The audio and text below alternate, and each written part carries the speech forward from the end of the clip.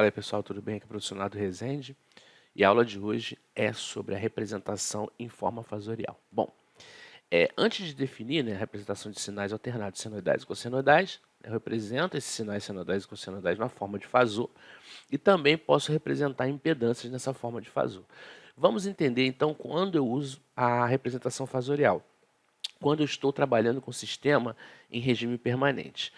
O que seria isso? Bom, nós temos dois tipos de regime, o transitório e o permanente. O que seria o transitório? Eu tenho o interruptor e tenho as lâmpadas da minha residência, num cômodo qualquer. No momento que eu ligo, tá? Do instante que eu ligo o interruptor até o acionamento das lâmpadas, a gente costuma dizer que esse estado é um estado transitório. Aí você vai me dizer assim, poxa, mas eu nem percebo porque é muito rápido. Mas, em outras situações, eu posso ter esse transitório mais lento, e mesmo tendo esse transitório rápido, eu tenho um comportamento em função disso. Tá? Eu posso ter, se eu tiver um transitório ruim, problemas na transição, oscilação, por exemplo. Eu estou aqui e, de repente, eu tenho uma queda, né, do meu sinal, e no caso da minha corrente elétrica, e depois ela volta ao normal. Quer dizer, a tensão da rede teve uma queda, proporcionou uma queda de corrente, a tensão da rede volta e a corrente volta para o valor, né, nominal. Isso foi um transitório, tá certo? É só para vocês poderem entender a diferença de regime permanente e regime transitório. O regime transitório eu não posso trabalhar com fasores, eu tenho que trabalhar com equações diferenciais, se eu tiver no domínio do tempo, e com transformadas de Laplace e séries de Fourier, se eu estiver em regime transitório, tá certo? Mas o nosso caso aqui é entender fasores que estão em regime, quer dizer, a gente subentende que estão em regime permanente, o circuito está em regime permanente, tá certo? Bom, aqui eu tenho um sinal, tá? Tensão em função do tempo e uma corrente em função do tempo, e eu tenho os parâmetros A, ômega e φ. Bom, quem é o A? É a amplitude. O que seria amplitude? É o tamanho desse sinal.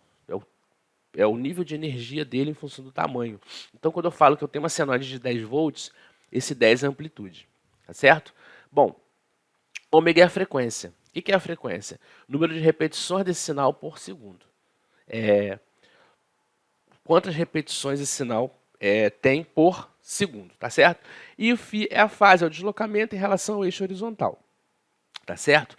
Aqui embaixo eu mostro para vocês como eu vou representar esse sinal alternado com esses parâmetros na forma fasorial. Então, a forma fasorial vai me representar a amplitude e a fase. Tá certo? Bom, então vamos entender agora como que a gente vai trabalhar com fasores. Existem dois parâmetros para isso, que são chamadas coordenadas retangulares e polares. O que seria uma coordenada retangular? Bom, antes da gente entender isso, vamos aos principais elementos de um circuito onde eu vou ter a representação fasorial. É um circuito onde eu tenho um resistor, que a gente sabe que ele respeita a lei de Ohm, V igual a RI. No caso, se eu quero saber a resistência, eu divido V por I.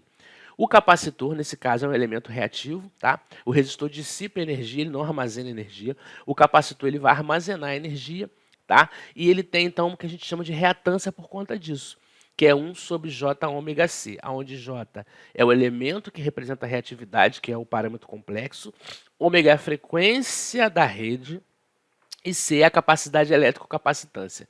Indutor segue a mesma linha. Só que a reatância é J ômega L, porque o indutor e o capacitor têm características de fórmulas diferentes, né? O indutor ele assemelha-se ao resistor na associação em série e paralelo, e o capacitor é o contrário, tá? Mas não é nesse foco no momento, vamos focar aqui nas reatâncias. Bom, J ômega L, o J é o elemento reativo, que representa que ele é um elemento reativo, o ômega é a frequência da rede, e o L é a indutância, tá? Aqui a gente tem os números complexos e vamos entender como que a gente aplica isso em eletricidade. O número complexo tradicional da matemática é representado por Z igual a A mais BI, onde A é a parte real, B é a parte imaginária e I a unidade imaginária, né?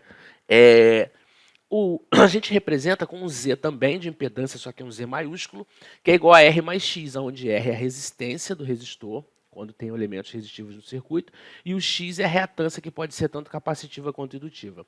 Por que não entra o J? O J já está na fórmula. Quando eu substituo o X pela fórmula, subentende-se que o J já vai junto, tá certo? Aqui eu botei um circuito, um resistor e um indutor em série, aqui como se fosse de AB tivesse uma diferença de potencial.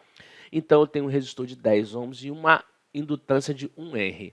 Bom, a gente acabou de falar, o ZAB vai ser R mais X, aonde o R já é 10, eu já sei que é 10.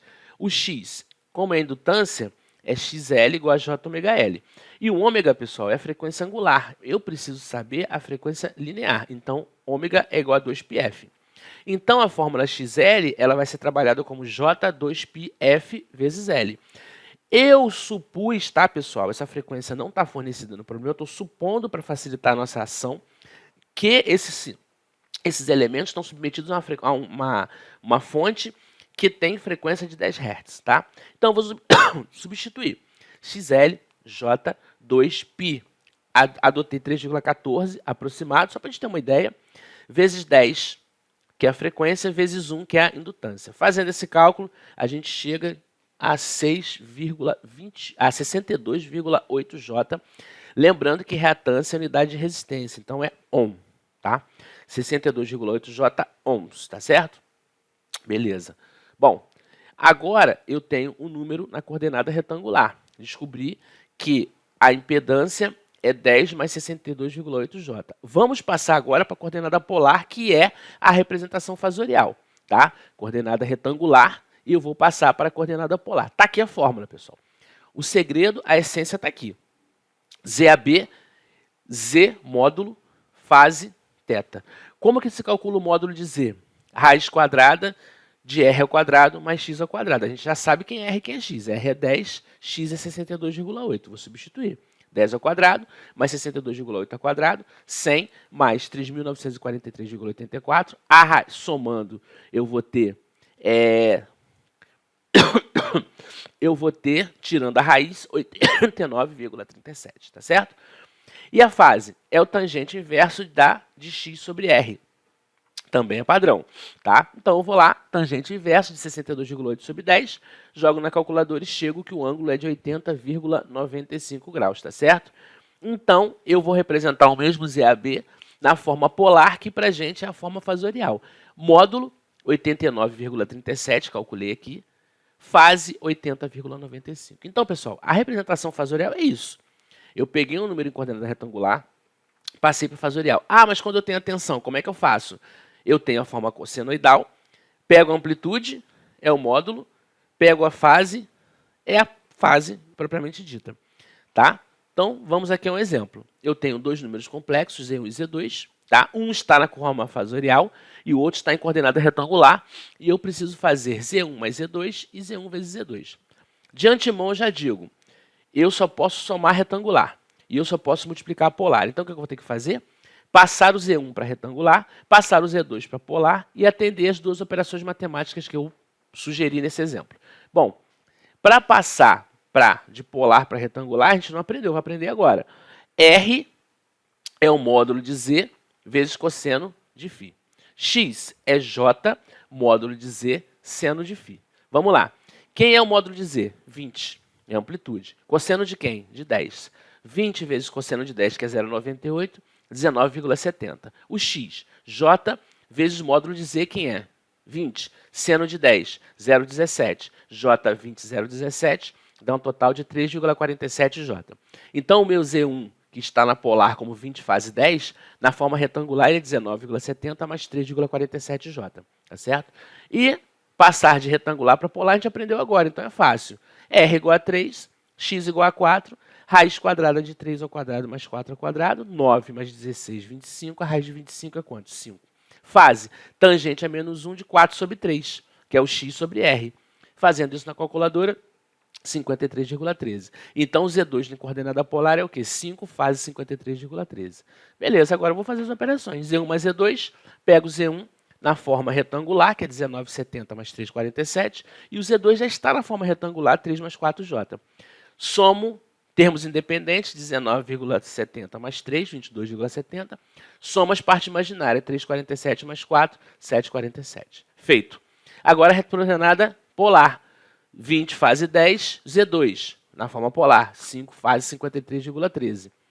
Em coordenadas polares, a gente multiplica as amplitudes e soma as fases. Então, é 20 vezes 5, 10 mais 53,13, que dá 100 fases 63,13. Né? Aí seria a onda de impedância, como eu botei uma expressão matemática, não há necessidade de você colocar a unidade, tá? E com isso a gente fecha aí o conceito de coordenada polar. Tá certo, pessoal? Espero que vocês tenham entendido, tenham gostado, tá? Dá uma curtida lá no vídeo, tá? Se você gostou, se inscreva no canal, que eu tenho bastante vídeo sobre matemática, sobre eletrônica, eletricidade, sobre Arduino, projetos. Se você já é inscrito, vai lá no sininho e aperta para você receber notificações de novos vídeos. Tá certo, pessoal? Um forte abraço aí, que todos estejam bem e até a próxima.